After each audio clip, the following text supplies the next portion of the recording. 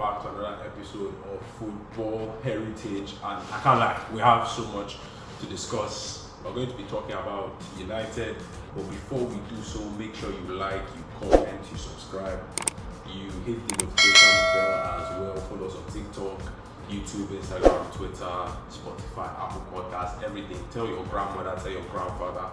And without further ado, let's get into the video. So we need to talk about a couple of things about United. But first of all, I think we need to talk about the performance this morning from United.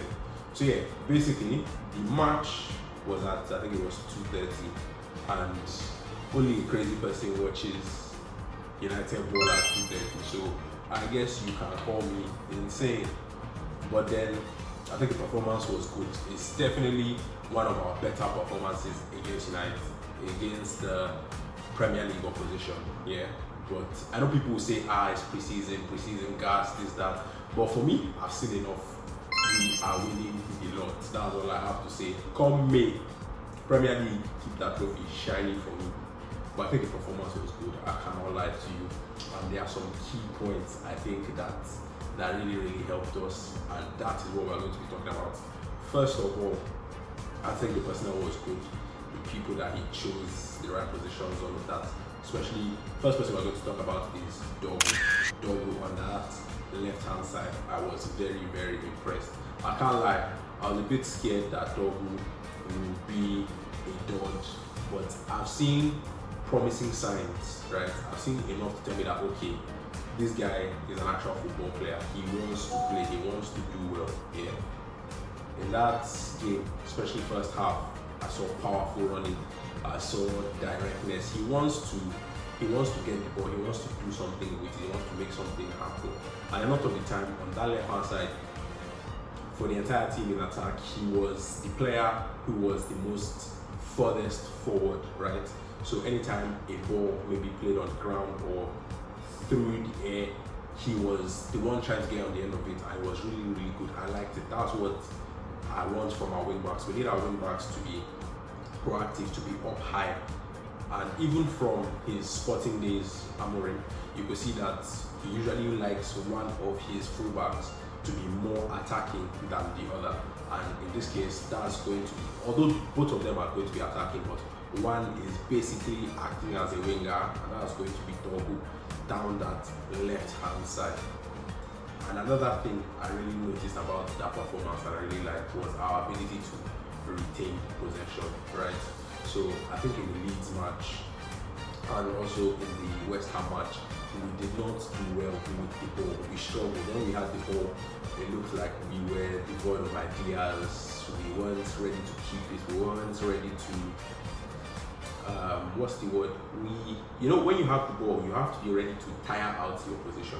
And we looked like we could do that. We looked like we could make things happen. We could hold on to the ball, try and find an idea. A lot of the times in the past we've been rash. Immediately we get the ball, we want to try and quickly make something happen, whether it's on, whether it's not on. But I saw a bit more intelligence from the players. I saw focus, right? Everything was going well. Another thing that we need to say, that being said, is we need another midfielder, two, if we could get both. One is of utmost importance, and I think people have been saying that, you can't have Bruno is messing up the dynamics of the team. I'm not a believer in that. Bruno is our best player, and I don't believe in selling your best players or not being able to fit your best players into the team. I genuinely believe we can see another version of Bruno now. I think we saw large parts of it last season. He can enter into his deep line playmaker, especially like Çalhanoğlu at Inter. I think he can enter into that bag, right? We saw that against Bournemouth. He was deep, but he was facilitating play. He was really good. He was calm. He was collected. He was thinking things through, making things happen.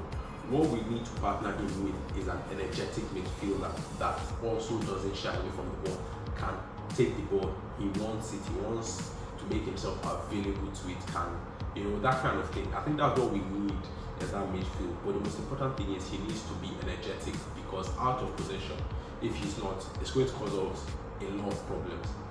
That is what I think needs to happen. for that midfield for United.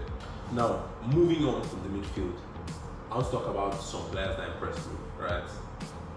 As I said, Dogu, I thought Dogu was excellent. Bruno was good as well. I think he did a lot of really good things. I was happy with. Euro, as for Euro, I think Euro has that right centre back spot on lockdown. It is his. I don't see anybody taking that from him. He's really good in defending wide spaces, right?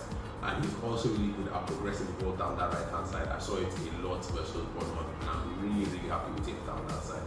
As for the left centre back spot, you can get Lisandro's ball playing ability is fantastic. We all know that, right? But it's just about his fitness. Hopefully he can come back, he can be strong for us, and that would be ideal. Somebody else, Højlund, I thought Højlund was alright. You know, I don't want to overdo. I thought it was alright, but it is not enough. We can't rely on alright going into the season, right?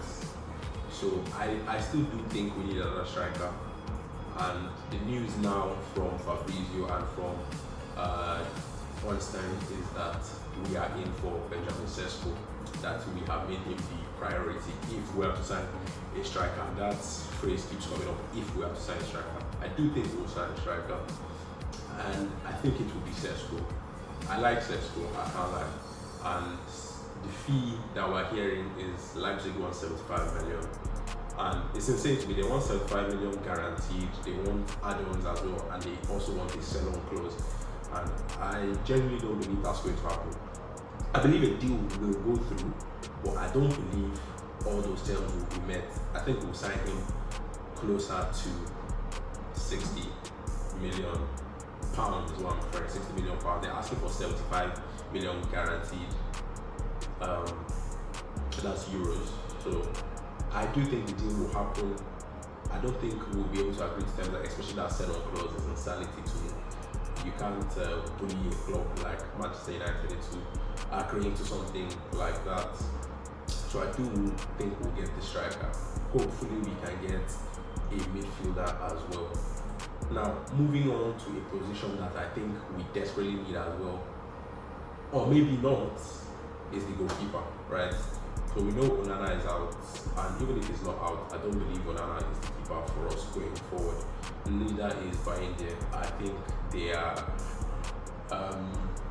not. Let's say they are not good. Yeah, I don't believe they're the ones for us to continue. So, but for all the games I've seen Heaton, he has always instilled me with confidence. I cannot lie to you. Yeah, he's solid. That's just the word for it.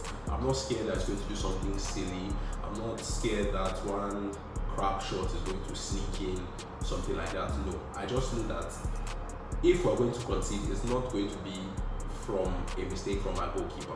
My goalkeeper is solid when Heaton plays. He just gives me that confidence. And honestly, if it were up to me, if we don't end up signing a keeper and it had to be between Heaton, Onana and Bainde, I would go with Heaton. And it's probably a hot take or something, but I genuinely would go with him. I think he has a lot to offer.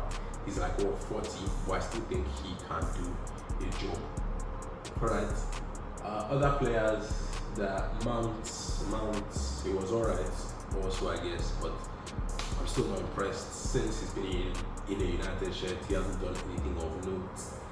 And I'm watching him cautiously. Yeah, he's on fraud watch. I'm looking at him like this with my crow eyes. I'm looking at you, big man. It's a make or break season for him. I personally believe he's done here, but it seems like a deal for him to go away from the club is not going to happen this season, right? We've not seen any talks of that.